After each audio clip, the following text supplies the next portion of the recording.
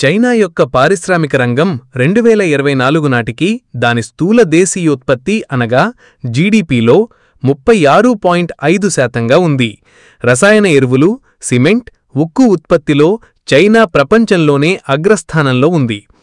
China ప్రపంచ ఫ్యాక్టరీగా అభివృద్ధి చెందడానికి గల ప్రధాన కారణాలను కాలక్రమేణా చూద్దాం.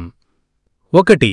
1949-1978 ప్రభుత్వ ఆధ్వర్యంలో పారిశ్రామిక అభివృద్ధి, స్టేట్ లెడ్ ఇండస్ట్రియల్ డెవలప్మెంట్, కేంద్రీకృత ప్రణాళిక ఆర్థిక వ్యవస్థ.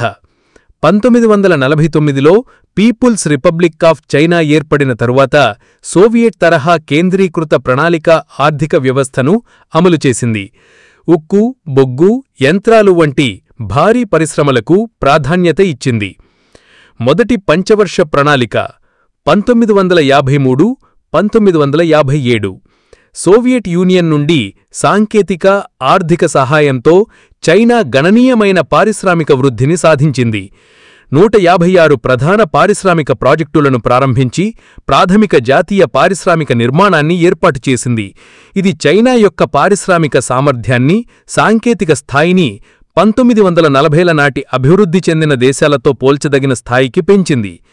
గ్రేట్ లీప్ ఫార్వర్డ్ మరియు సాంస్కృతిక విప్లవం 1966-1976 ఈ కాలాల్లో అనేక ఆటంకాలు, వైఫల్యాలు ఎదురైనప్పటికీ 1978 నాటికి చైనా రసాయనాలు, లోహ సంగ్రహణ, యంత్రాలు వంటి రంగాలలో ప్రభుత్వ రంగ సంస్థల ఆధిపత్యంతో ఒక ప్రాథమిక పారిశ్రామిక స్థావరాన్ని అభివృద్ధి చేసింది. ఈ కాలంలో సగటు వార్షిక పారిశ్రామిక వృద్ధి సుమారు 8.8%గా ఉంది. థర్డ్ ఫ్రంట్ ప్రచారం సోవియట్ యూనియన్ లేదా యునైటెడ్ స్టేట్స్ దండయాత్ర ప్రమాదాన్ని నివారించడానికి దేశ అంతర్భాగంలో పారిశ్రామిక మరియు సైనిక సౌకర్యాలను అభివృద్ధి చేసింది. ఇది తదుపరి మార్కెట్ అభివృద్ధికి, ప్రైవేట్ వ్యాపారానికి అనుకూలమైన పరిస్థితులను సృష్టించింది. 2.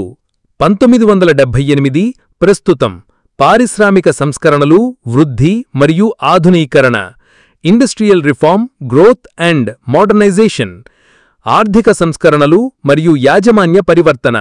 1978లో ఆర్థిక సంస్కరణలు ప్రారంభమైనప్పటి నుండి చైనా పారిశ్రామిక రంగం గొప్ప నిర్మాణాత్మకమైన మార్పులను చవిచూసింది. కేంద్రీకృత ప్రణాళిక ఆర్థిక వ్యవస్థ నుండి మార్కెట్ ఆధారిత వ్యవస్థకు మారడం ద్వారా యాజమాన్య రూపాలు వైవిధ్యభరితంగా మారాయి. తయారీ రంగం విస్తరించింది మరియు ప్రపంచ పారిశ్రామిక శక్తిగా చైనా క్రమంగా ఎదిగింది. ప్రభుత్వరంగ సంస్థల పునర్నిర్మాణం ప్రభుత్వరంగ సంస్థలపై ప్రత్యక్ష నియంత్రణను తగ్గించింది.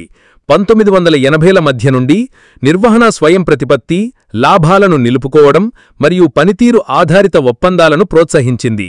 1990లలో పెద్ద ఎత్తున ప్రభుత్వరంగ సంస్థలను ప్రైవేటీకరించడం, వాటాదారుల వ్యవస్థలను ప్రవేశపెట్టడం జరిగింది. ప్రైవేట్ రంగ వ్యవస్థ 1980ల్లో మరియు 1990ల ప్రారంభంలో గ్రామీణ పారిశ్రామికీకరణలో కీలక పాత్ర పోషించాయి. పీపీఈసీఎల్ ప్రైవేట్ సంస్థలు క్రమంగా చట్టబద్ధం చేయబడి తయారీ, వస్త్రాలు, ఎలక్ట్రానిక్స్ మరియు ఇతర తేలికపాటి పరిశ్రమలలో విస్తరించాయి. 2000 ప్రారంభంలో పారిశ్రామిక ఉత్పత్తిలో ప్రభుత్వేతర సంస్థల వాటా మెజారిటీగా మారింది. ఎగుమతి ఆధారిత తయారీ మరియు డబ్ల్యూటీఓ ఏకీకరణ డబ్ల్యూటీఓ ప్రవేశం 2001. 2001లో ప్రపంచ వాణిజ్య సంస్థలో చైనా ప్రవేశం దాని పారిశ్రామిక అభివృద్ధిని మరింత వేగవంతం చేసింది. చైనా యొక్క పారిశ్రామిక స్థావరం ఎక్కువగా ఎగుమతి ఆధారితంగా మారింది. వస్త్రాలు, ఎలక్ట్రానిక్స్, బొమ్మలు వంటి శ్రమ ఆధారిత తయారీ కీలక పాత్ర పోషించింది. విదేశీ ప్రత్యక్ష పెట్టుబడులు ముఖ్యంగా తీర ప్రాంత ప్రావిన్సులలో విదేశీ ప్రత్యక్ష పెట్టుబడులు ఆధునిక సాంకేతికలు మరియు నిర్వహణా పద్ధతులను ప్రవేశపెట్టాయి. ఆటోమోటివ్, వినియోగదారుల ఎలక్ట్రానిక్స్ మరియు టెలికమ్యూనికేషన్స్ లాంటి రంగాలలో జాయింట్ వెంచర్లు మరియు పూర్తిగా విదేశీ యాజమాన్యం ఉన్న సంస్థలు వృద్ధి చెందాయి. ప్రపంచ ఫ్యాక్టరీగా గుర్తింపు 2001 నుండి 2010 మధ్య చైనా ప్రపంచ ఫ్యాక్టరీగా ప్రసిద్ధి చెందింది. ప్రపంచ తయారీ వస్తువులలో ఎక్కువ భాగాన్ని ఉత్పత్తి చేసింది. 2010 నాటికి విలువ ఆధారిత ఉత్పత్తిలో యునైటెడ్ స్టేట్స్ను అధిగమించి ప్రపంచంలోనే అతిపెద్ద తయారీ దేశంగా అవతరించింది. 2019 నాటికి ప్రపంచవ్యాప్తంగా ఉత్పత్తి చేయబడిన అన్ని హైటెక్ వస్తువులలో సుమారు 25% చైనా వాటాగా ఉంది. పారిశ్రామిక ఆధునీకరణ మరియు ఆవిష్కరణ మేడ్ ఇన్ చైనా 2025. 2010లో చైనా విధాన నిర్ణేతలు తక్కువ ముజ్జినం తయారీ నుండి అధిక విలువ, ఆవిష్కరణ ఆధారిత పరిశ్రమలకు మారడానికి ప్రాధాన్యత ఇచ్చారు. రోబోటిక్స్, ఏరోస్పేస్, అత్యాధునిక రైలు పరికరాలు, కొత్త ఇంధన వాహనాలు మరియు వైద్య పరికరాలతో సహా 10 కీలక పారిశ్రామిక రంగాలను ఆధునీకరించడం దీని లక్ష్యం. R&D పెట్టుబడులు, పరిశోధన మరియు అభివృద్ధి వ్యయం గణనీయంగా పెరిగింది. పారిశ్రామిక సంస్థలు ప్రధాన సహకారులుగా మారాయి. హైటెక్ పరిశ్రమలలో అగ్రస్థానం. 2020ల ప్రారంభంలో సౌర ఫలకాలు, 5G పరికరాలు మరియు ఎలక్ట్రిక్ వాహనాలు వంటి హైటెక్ పరిశ్రమల తయారీలో చైనా ప్రపంచంలోని అగ్రదేశాలలో ఒకటిగా నిలిచింది. ప్రభుత్వ మద్దతు. ప్రభుత్వం వ్యూహాత్మకంగా అభివృద్ధి చెందుతున్న పరిశ్రమలకు సబ్సిడీలు, పన్ను ప్రోత్సాహకాలు మరియు పారిశ్రామిక పార్కుల ద్వారా మద్దతు ఇచ్చింది. ఉద్యోగ కల్పన మరియు ఆదాయం. ఒక ఎగుమతి ప్లాట్ఫామ్గా దాని బలం చైనాలో ఆదాయానికి మరియు ఉపాధికి దోహదపడింది. ప్రస్తుత చైనా పారిశ్రామిక రంగం ముఖ్యాంశాలు. ప్రపంచంలోనే అతిపెద్ద పారిశ్రామిక ఉత్పత్తి.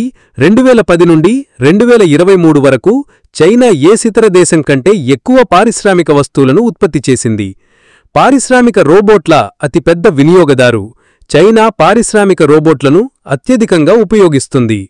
ప్రధాన పరిశ్రమలు మైనింగ్, ఇనుప ఉత్పు, అల్యూమినియం, బొగ్గు, యంత్రాలు, ఆయుధాలు, వస్త్రాలు, పెట్రోలియం, సిమెంట్, రసాయనాలు, ఎరువులు, ఫుడ్ ప్రాసెసింగ్, ఆటోమొబైల్స్, ఇతర రవాణా పరికరాలు, రైలు కార్లు, లోకోమోటివ్లు, షిప్స్, విమానాలు, వినియోగదారుల వస్తువులు, పాదరక్షలు, బొమ్మలు, electronics, telecommunications, information technology. Automotive పరిశ్రమ 2008 నుండి చైనా ప్రపంచంలోనే అతిపెద్ద ఆటోమొబైల్ ఉత్పత్తిదారు. 2024 నాటికి అమ్మకాలు మరియు యాజమాన్యం పరంగా ప్రపంచంలోనే అతిపెద్ద ఆటోమొబైల్ మార్కెట్ కూడా చైనానే. ఎలక్ట్రిక్ వాహనాల్లో ప్రముఖ పాత్ర పోషిస్తోంది. శక్తి రంగం. చైనా ప్రపంచంలోనే అతిపెద్ద శక్తి వినియోగదారు మరియు అతిపెద్ద పారిశ్రామిక దేశం. గ్రీన్హౌస్ గ్యాసుల అతిపెద్ద ఉద్గారకాయనైన పునరుత్పాదక శక్తి, జల విద్యుత్, సౌరశక్తి, పవన విద్యుత్ ఉత్పత్తిలో కూడా ప్రపంచంలోనే అతిపెద్ద ఉత్పత్తిదారు.